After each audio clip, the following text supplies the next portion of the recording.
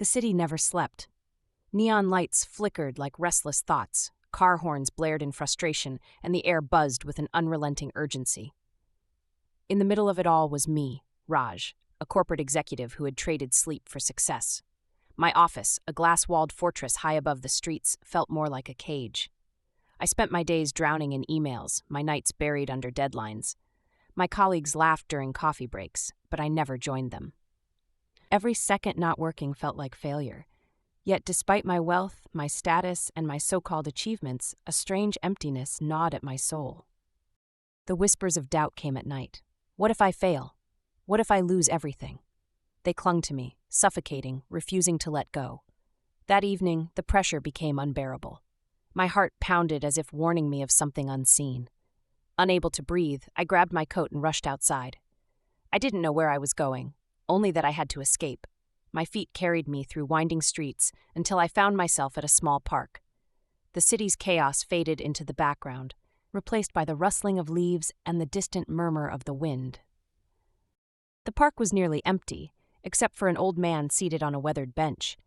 He wasn't hunched over a phone or lost in thought. He simply sat there, feeding pigeons. His face held an expression of absolute peace, the kind I had never known. He must have sensed my turmoil because, as I approached, he looked up and smiled. "You seem troubled, my friend," he said, his voice deep and knowing. For a moment, I hesitated. Then, as if drawn by an invisible force, I sat down beside him. "I never stop working," I admitted. "I chase success every single day, yet I never feel calm." My voice wavered, surprising even myself. I had never spoken these words aloud before. The old man listened, nodding slowly, as if he had heard my story 1,000 times. Then, without a word, he handed me a small cup of tea. Its warmth seeped into my fingers, grounding me in the present. "Drink," he said. I hesitated, then took a careful sip. The flavor was rich, soothing, almost hypnotic. In that brief moment, my mind fell silent. The old man watched me closely. "Tell me," he said, "while drinking this tea, were you thinking about your next sip, or did you simply enjoy this one?" His question caught me off guard. I opened my mouth to answer, but no words came. He chuckled. "Most people are always waiting for the next moment, the next achievement, the next thing. But life," he gestured to the pigeons pecking at crumbs, "is happening now." I followed his gaze. The birds moved without worry, without stress. They didn't know what tomorrow held, and yet they were content. I frowned. "But what if they run out of food?" The old man's eyes twinkled. "Then they will find more tomorrow, but today they are happy." His words unsettled me. They were so simple, yet they carried a weight I couldn't ignore. As I sat there, the city's noise seemed to dull. For the first time in years, I felt something unfamiliar. Stillness. A strange sense of calm washed over me, like the first rain after a long drought. I had spent my entire life preparing for the future, never realizing I had been missing the present. That night, as I walked home, the old man's words echoed in my mind. The air felt different, crisper, more alive. Had the city always been this vibrant, or had I simply never noticed? The next morning, I made a small change. Instead of eating alone at my desk, I joined my colleagues for lunch. Their laughter felt warm, genuine, something I had unknowingly deprived myself of for years.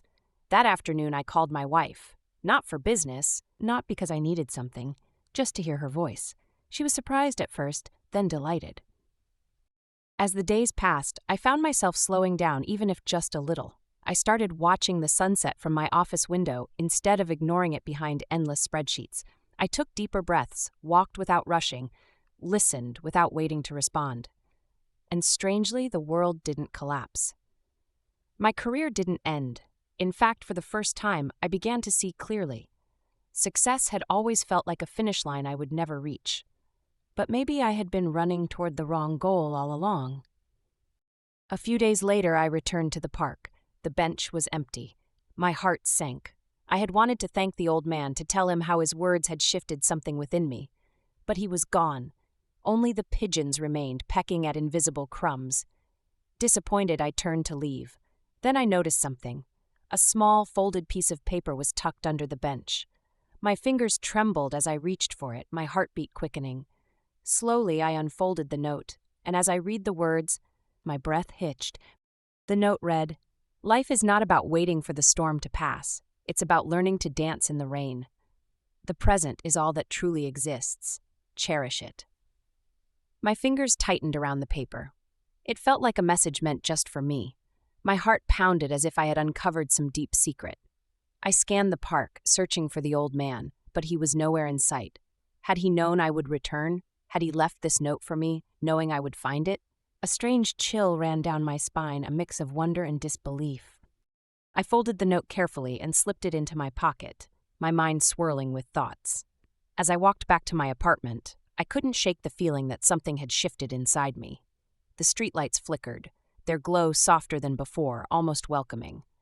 I looked at the people passing by, the ones I used to ignore. Some walked briskly, lost in their own worlds, their eyes glued to screens, their faces tense.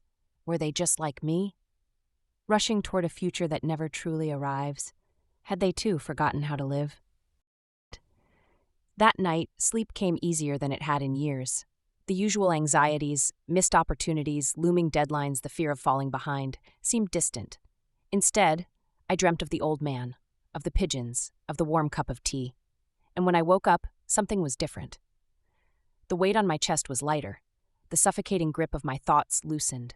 I found myself reaching into my pocket, unfolding the note once more, tracing the words with my fingertips as if they held a hidden power.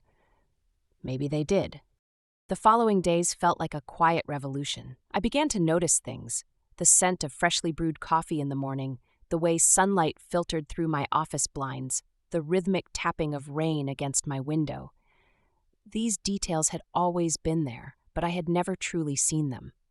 Work still demanded my attention, deadlines still loomed, but they no longer consumed me. I realized that life wasn't just the sum of my accomplishments. It was in the pauses, the moments in between, and I had been letting them slip away. One evening, as I left my office, I passed by a coffee shop I had never noticed before. The door was slightly open, and the inviting aroma of tea and spices wafted into the cold air. Without thinking, I stepped inside. The place was small, lined with wooden shelves filled with different tea leaves. A bell chimed softly as I entered. Behind the counter, an old woman smiled at me. "You look like you need something warm," she said, her voice gentle. I hesitated before nodding. "Tea?" I murmured, "something calming." As she prepared the tea, I looked around, taking in the cozy atmosphere. There was a sense of familiarity, an echo of something I couldn't quite place. Then, my eyes landed on a framed photograph on the wall. My breath caught in my throat. It was the old man, the very same one from the park. He stood beside the woman, both of them smiling, their eyes filled with the same unshaken peace. My chest tightened. "Who is he?" I asked, my voice barely above a whisper.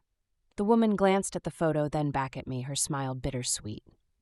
"That's my husband," she said. "He used to love sitting in the park, feeding the pigeons, meeting strangers, sharing his wisdom." A shiver ran down my spine. Used to? My pulse quickened. "Where is he now?" I asked, though I already feared the answer. The woman's expression softened. "He passed away 5 years ago." The words hit me like a thunderclap. I felt the room tilt, the world suddenly off balance. "No," I whispered, shaking my head. "That's impossible. I just met him. He gave me this." I pulled out the note, my fingers trembling. The woman took the paper gently, her eyes misting over as she read it. She let out a quiet, wistful sigh. "He used to write these all the time," she said. "He believed people needed reminders to slow down, to live in the moment." She handed the note back to me. "You must have been someone special for him to leave this for you." My throat tightened. The room felt too small, my mind struggling to grasp the impossible. Had I imagined it all? Had I truly met him? Or had his presence remained, guiding lost souls like me even after he was gone? I left the tea shop in a daze, the note still clutched in my hand. The city stretched before me, unchanged yet entirely different. The neon lights, the honking cars, the restless crowds, they no longer felt suffocating. For the first time in my life, I didn't feel like I was running. I wasn't trapped in the past or anxiously chasing the future. I was simply here. And that, I realized, was enough. I took a deep breath, closed my eyes, and let the night air fill my lungs. The world had not changed, but I had. And as I walked home, I did something I never thought I would. I stopped beneath a street lamp, looked up at the sky, and smiled. not because I had reached the finish line, but because I had finally learned to enjoy the journey.